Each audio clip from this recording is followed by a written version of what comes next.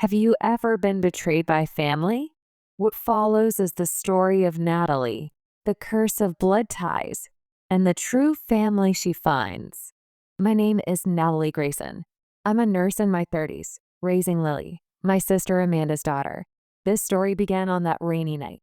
It started with a small life left at my doorstep. That night, the rain fell steadily. The entire city was wrapped in a veil of water. After finishing my 12-hour shift at the hospital, I kicked off my shoes, exhausted. I poured myself a glass of wine. In that glass, I drowned my unspoken loneliness and the guilt over lives I couldn't save. Silence and relief. And night alone was my small reward. I turned off the TV news. In the soundless room, I could hear only my breathing. Tomorrow, another day of touching human lives would come. I wanted to forget that reality, just for a moment. Then it ended with a single sound. Ding dong. The first doorbell was faint. It sank into the depths of my drowsy consciousness. The second ring was stronger, as if telling me, "Don't run away." It struck my heart. Reluctantly, I headed to the door. The soles of my slippers scraped against the floor. The moment I opened the door, cold night air rushed in, and the smell of rain. There it was, illuminated by the porch light, a single car seat. A damp blanket was draped over it. I held my breath. When I carefully lifted the blanket, there was a tiny baby. Her cheeks were pink. Her lips weren't trembling. She was sleeping peacefully. It was so quiet, it didn't feel real. It was like peering into the continuation of someone else's dream. Next to the car seat, a wet piece of paper. With trembling hands, I picked it up. Her name is Lily. I can't do this anymore. Please raise her. I'm sorry. The handwriting was Amanda's, my sister's. The moment I finished reading, the paper felt heavier in my hand. I didn't know what she was going through. I didn't know where she was. But one thing was certain. She had entrusted everything to me.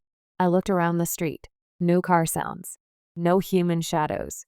Only the rain, quietly wetting Lily's cheeks. I grabbed my phone. With shaking hands, I called my parents. "Amanda, she left a baby." My mother's voice was as cold as a weather forecast. "That's her choice. You need to take responsibility." "Wait, what do you mean? I can't do this alone." "That child is your burden. We won't be involved anymore." The sound of the call ending echoed coldly. I stood there, gripping my phone, unable to move. Burden. That word repeated in my head over and over. I looked down. The baby was reaching out her tiny hand. The moment her fingertip brushed my arm, something inside me broke. Tears spilled down my cheeks before I could stop them. She knew nothing. She was just sleeping. But her existence was calling to me. Clearly, I picked Lily up. Her small body was surprisingly light, warm, and fragile. When I held her to my chest, the sound of rain grew a bit distant. "It's okay. I'm here." Naturally, almost surprisingly, I whispered those words. I hurriedly straightened the blanket and carried the car seat inside. The living room light gently illuminated the small space. But inside my heart, a storm raged. What should I do? Social services? The police? I knew that in my head. But I couldn't voice such cold choices. Not in front of this child. Not now. I tried calling Amanda again. The voice said the phone was off. Next, I contacted a colleague from work. "And my boyfriend, Mark. You found a baby?" "No, you're taking care of one? Your sister's?" Mark sounded half exasperated on the phone. "You should call social services." "Don't get involved." "I can't. Because Lily is She's not yours, is she? You don't have to take responsibility." In that moment, something snapped inside me. I quietly ended the call. For the first time, the word loneliness felt so cold, so real. I looked at the clock. It was past 10 at night. The baby began to cry softly. She must be hungry. But I had no formula, no bottles at home. I wrapped Lily in the blanket, grabbed my car keys. I drove through the rain to a 24-hour supermarket. The wipers beat their rhythm. The streetlights blurred. In the baby supply aisle, I searched on my phone. 3 months old, formula, recommended. The screen showed words from an unfamiliar world. A lifeline came from an elderly woman at the register. "First night, isn't it?" She smiled. She helped me choose formula and a bottle. "It's okay. We all started somewhere." On the way home, I watched Lily's face in the rearview mirror. A strange emotion filled my chest. Not fear, not anxiety. It was determination. Back in my apartment, I made Lily's formula. With clumsy hands, I tilted the bottle. She began drinking eagerly with her tiny mouth. Watching her, I whispered softly, "I will protect you. No matter what Amanda chose, I won't let you go." By dawn, the rain had stopped. Morning light slipped through the curtain gap. Lily was sleeping in my arms. Listening to her breathing, I thought about the meaning of family for the first time in my life. Morning was supposed to begin quietly. The kitchen clock pointed to 7. Then light fell on the potted plant by the window. I boiled water, lined up sterilized bottles, counted scoops of powdered formula. Lily was still sleeping. Her small chest rose and fell regularly. Light sleep sweat glistened on her cheeks. Since that night, the world was made of sounds and procedures. Tasks came first. Emotions followed a little later. The first week was a storm. Feedings every 3 hours. Midnight crying that wouldn't stop. Unfamiliar diaper changes. I relied on timers and notes. I learned from every mistake. My knowledge as a nurse pushed me forward. But how to become a mother wasn't in any textbook. Sometimes anxiety swelled unevenly in my chest. But when Lily's tiny finger gripped mine, the anxiety changed shape and disappeared. My supervisor at work was understanding. I adjusted my hours. I changed to 30-hour shifts. For childcare, I relied on Gloria from the neighborhood. I cleared a corner of the living room, searched online for a cheap crib. Until it arrived, I lined a drawer with blankets, made a temporary bed. To save money, I reviewed electricity and water usage times. I stopped eating out, color-coded my household budget. Even with red numbers continuing, the fear wasn't as big as expected. The sense of sending necessary things to necessary places actually gave me calm. My parents kept their distance, as always. On the phone, my mother said, "That child is your burden. It would be wiser to put her in a facility." I took a deep breath and replied, "She's not a burden. This is what I chose." The response was thin. The receiver, cold. The warmth of blood was always farther than words. In those days, Mark came over. He hung his suit jacket on the chair, loosened his tie, drank the coffee I made. At first, he was kind. "Is there anything I can help with?" "It would help if you folded the laundry." His large hands skillfully folded the tiny onesies. We looked at each other and laughed. At night, while Lily dozed, he said, "Your sister will come back soon, right?" A dull pain ran through my chest. "She might not come back." His smile faded. The glass on the table trembled slightly. The water surface drew quiet ripples. After 2 weeks, Mark's tone changed. "Lately, every time we meet, all we talk about is the baby. That's all I can handle right now. I'm sorry. What about our trip? Buying a house? What do we do?" The order just changes. It's not the end. This isn't something that can be solved by order. After a brief silence, he looked away.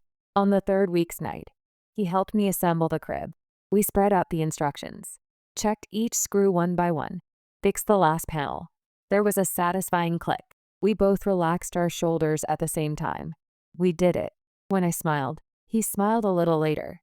Then his face turned serious. "Look, Natalie, I'm not ready to date a single mother." The room's temperature seemed to drop a degree. I asked, "Does that mean you want to end us?" "Let's face reality. There are professional facilities.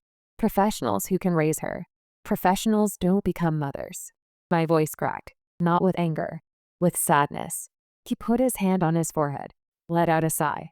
"We had plans. Save money. Buy a house in the suburbs next year.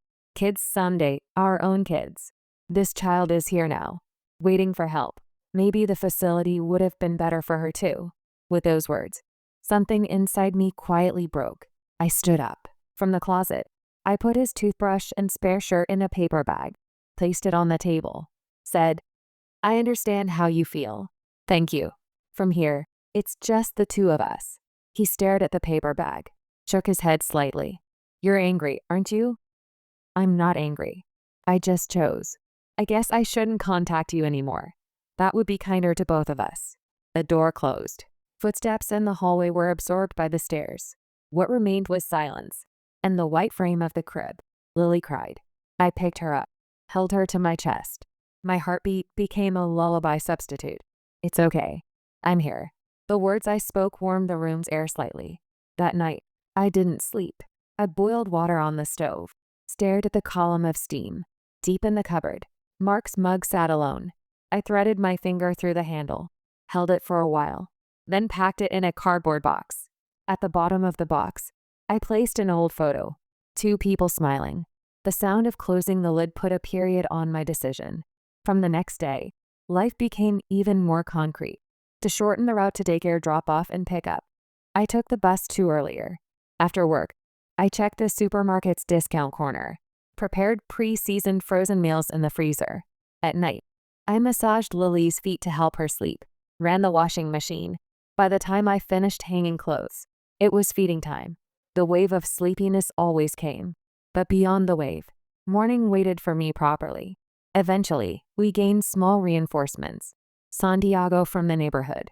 She saw me climbing the stairs with shopping bags. Called out to me, "First baby, huh? If you tense your shoulders too much, your neck will hurt. How do I relax?" Smile.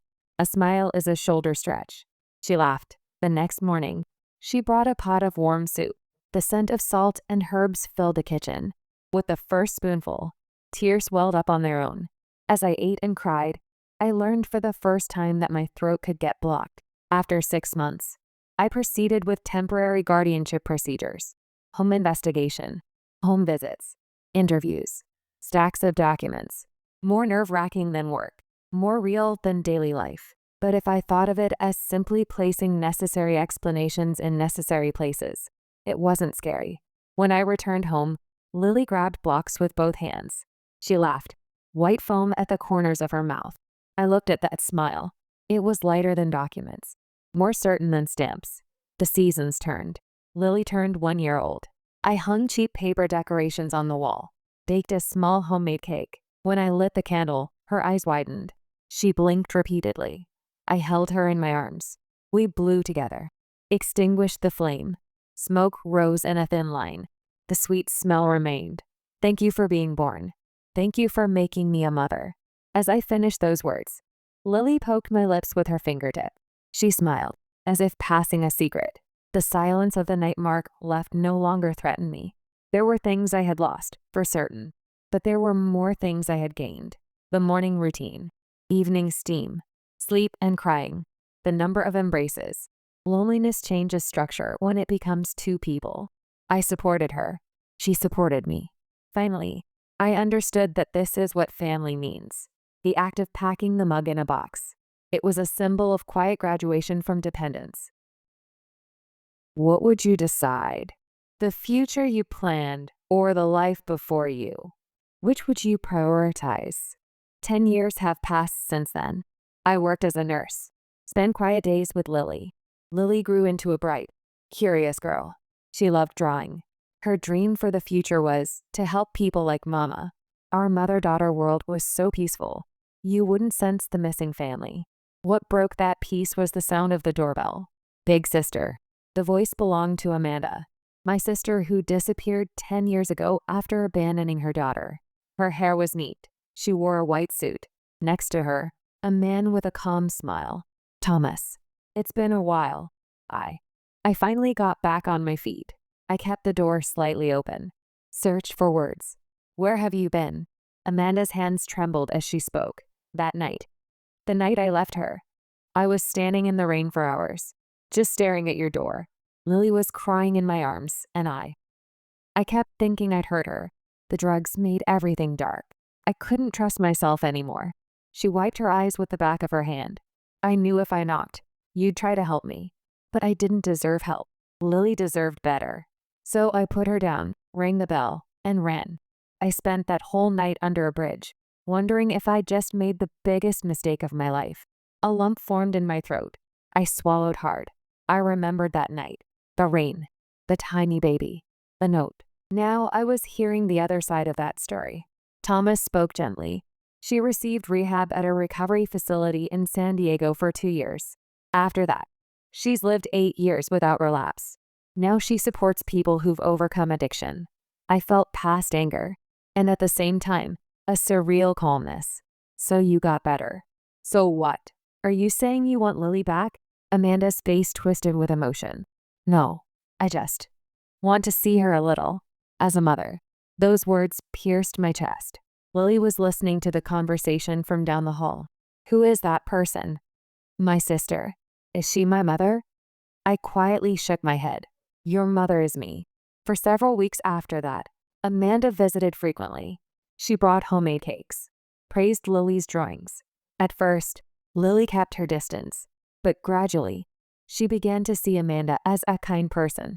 Mama, Amanda isn't a bad person, is she? I held my breath. She's not a bad person, but she got lost a long time ago. Then is she found now? Not yet. On a spring Sunday, an invitation arrived from Amanda. Please bring Lily. I want to celebrate. We visited a new house in the suburbs. A white fence in the yard. A flower wreath at the entrance. Inside, rooms as neat as a showroom. Amanda led us up the carpeted stairs to the second floor. I have something to show you both. She opened a door at the end of the hall. The room was bathed in soft pink light from gauzy curtains. A white canopy bed stood in the center, with a pillow embroidered in delicate cursive. Lily. But it wasn't just a room. It was a shrine. Bookshelves lined with new hardcovers. A desk with fresh art supplies still in their packaging. A closet door left ajar, revealing dresses in every size, as if Amanda had been buying them year by year, imagining the daughter she'd left behind. On the nightstand, a framed photo, not of Lily, but of Amanda herself as a child. The resemblance was striking. I've been preparing this for 3 years, Amanda said softly. Her voice wasn't cold. It was breaking. Every time I got my paycheck, I bought something. A book, a toy, a dress. I'd imagine bringing her home. Imagine tucking her in, reading to her. She touched the pillow gently. I know I wasn't there, but I've been here, in my heart, every single day. I felt something crack inside me. Not sympathy exactly, but understanding. Amanda wasn't trying to steal Lily. She was trying to rewrite the past, to become the mother she'd never been able to be.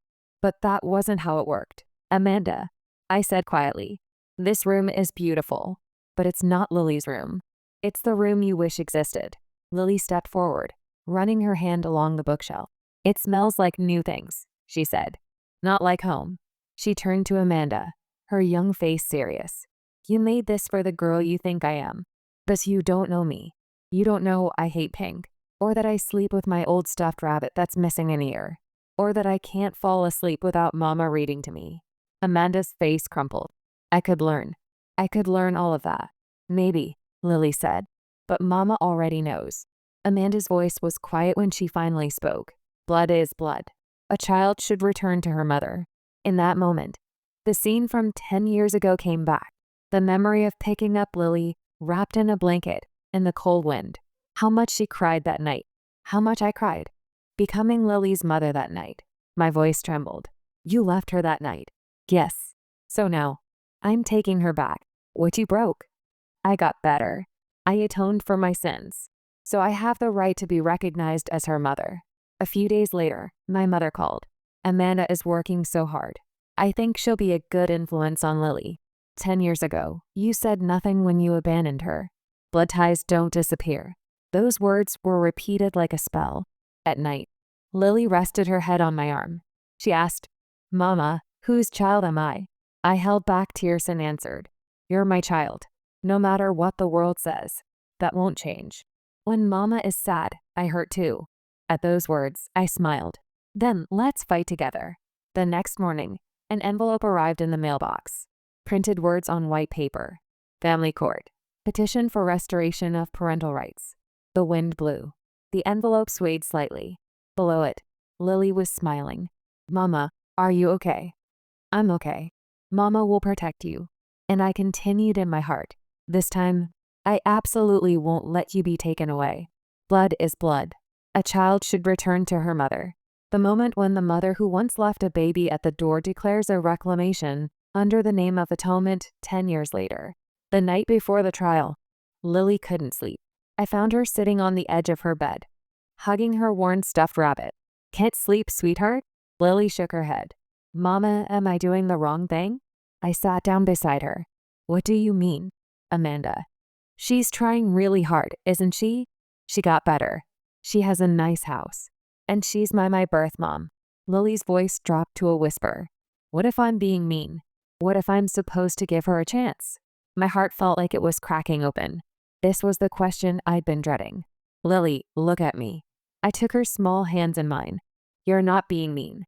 And there's no supposed to in love. You don't owe anyone your heart just because of biology. But she seems so sad. I know. And that's hard to see. But you can feel sorry for her and still choose your own happiness. Those two things can exist together. Lily was quiet for a long moment. If I say you're my mama in court tomorrow, will Amanda hate me? Maybe she'll be hurt. But one day, she'll understand. Because real love means wanting what's best for someone, even if it's not you. Lily nodded slowly. Then she asked one more question. Mama, are you scared? I almost lied. Almost said no. But I looked into those trusting eyes and chose honesty. Yes, I'm terrified. Terrified of losing you. Terrified that the judge will think blood matters more than everything we've built. But I'm not scared of tomorrow. Because I know, no matter what happens in that courtroom, you'll always be my daughter. No one can take that away. Lily threw her arms around my neck. You won't lose me, Mama. Ever. I promise. We stayed like that for a long time, holding each other in the darkness, finding strength for the battle ahead. The family court was smaller than I had imagined. No grand pillars or soaring ceilings. Just a modest room with wood-paneled walls and fluorescent lights that hummed quietly overhead. The air smelled of old paper and floor polish. Every sound echoed. The shuffle of the bailiff's shoes. The rustle of documents. Someone's nervous cough. My chair was hard, unforgiving. I pressed my palms against my thighs to stop them from shaking. Across the aisle, Amanda sat perfectly still. Her white suit looked expensive, professional. But I noticed her fingernails, bitten down to the quick. The judge entered. Everyone rose. The wooden benches creaked in unison, like an old church during Sunday service. Be seated. The sound of everyone sitting back down seemed too loud, too final. I took a breath. This was it. I straightened my back in front of the witness stand, took one deep breath. 10 years to reach this point.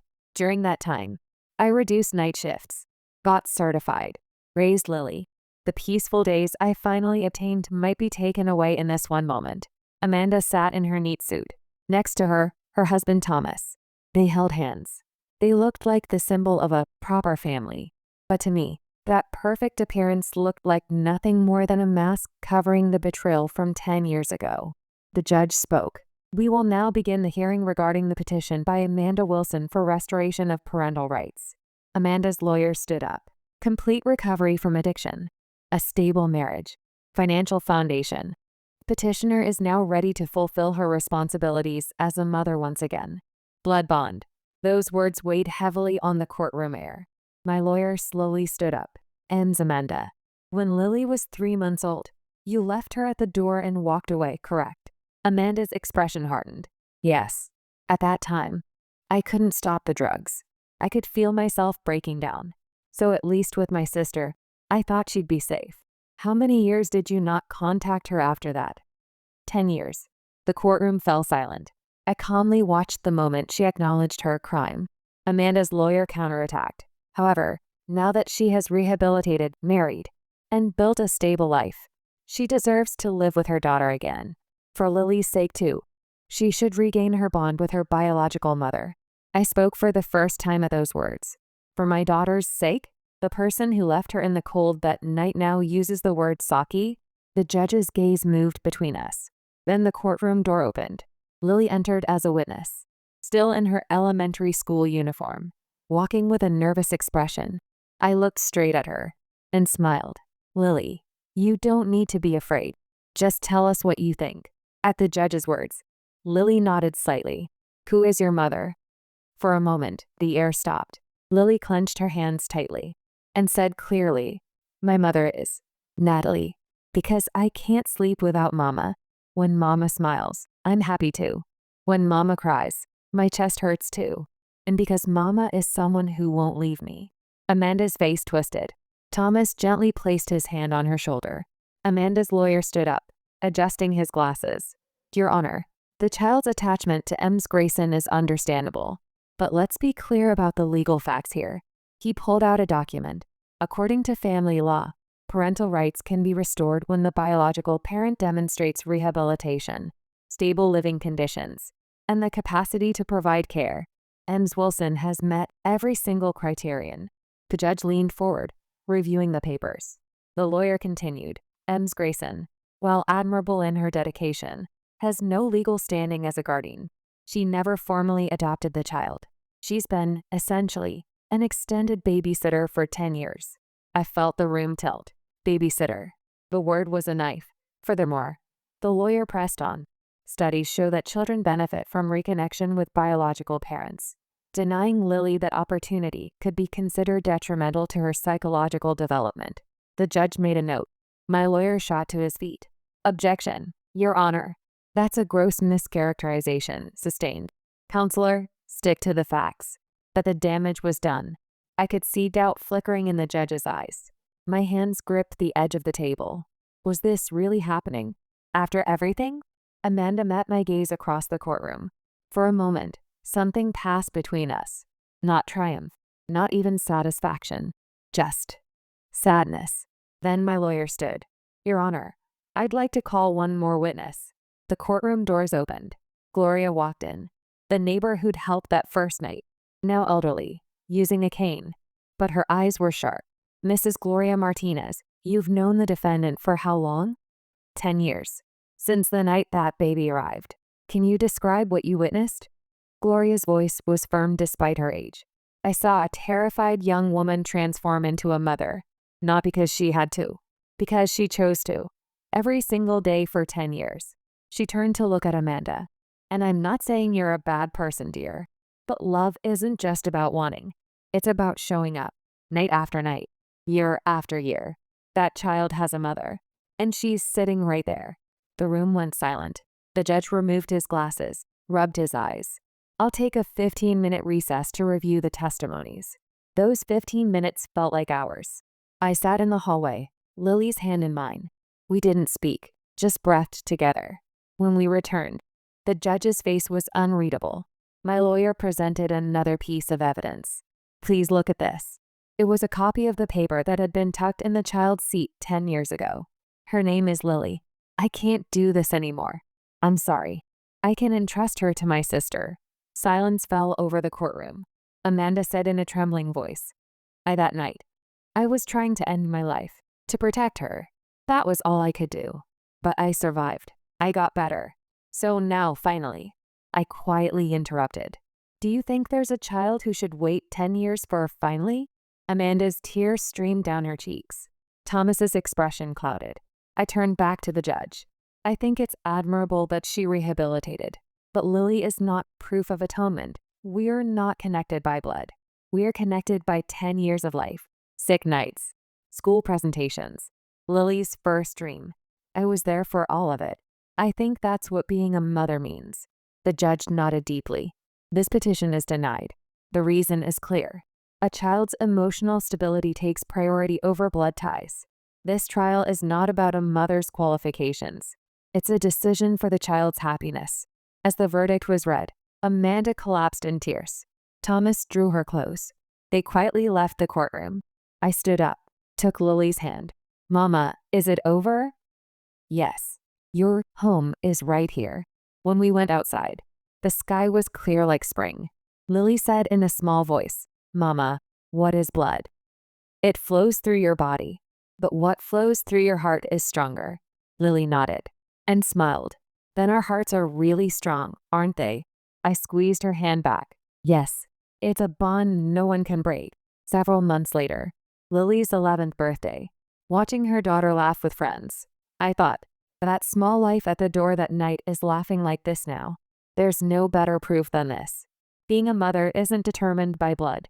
It's determined by heart.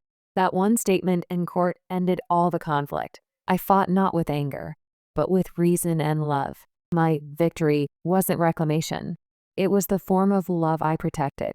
1 year has passed since that day in court. On a winter morning, I made coffee in the kitchen. Outside the window, a thin layer of frost. Lily was getting ready for school, tying her hair in front of the mirror. The crying girl from that trial day was now old enough to fix her own ribbon. Mama, did you submit the field trip form yesterday? Of course. What do you want in your lunch?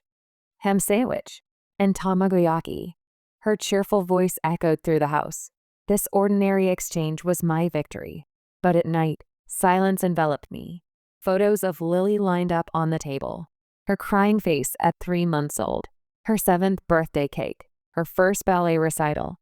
Next to them, just one letter from Amanda. Thank you for being there. I'm studying to be a counselor now.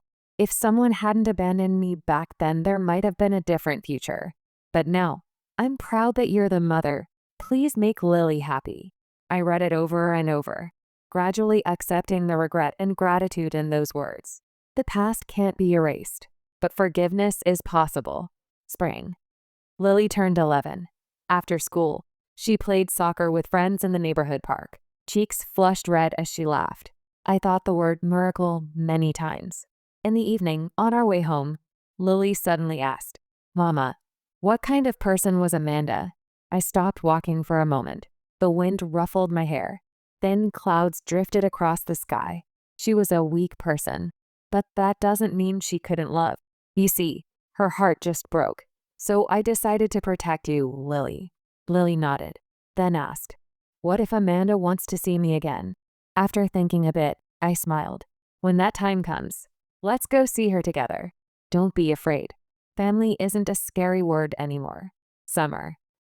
Another letter arrived from Amanda. It described her working at a rehab center, doing work that holds others' pain. Every day is atonement, but that's okay. I'm finally living my own life. Tell Lily, you saved Mama. I read that letter with Lily. Lily stared silently for a while, then said, Mama, I don't hate Amanda.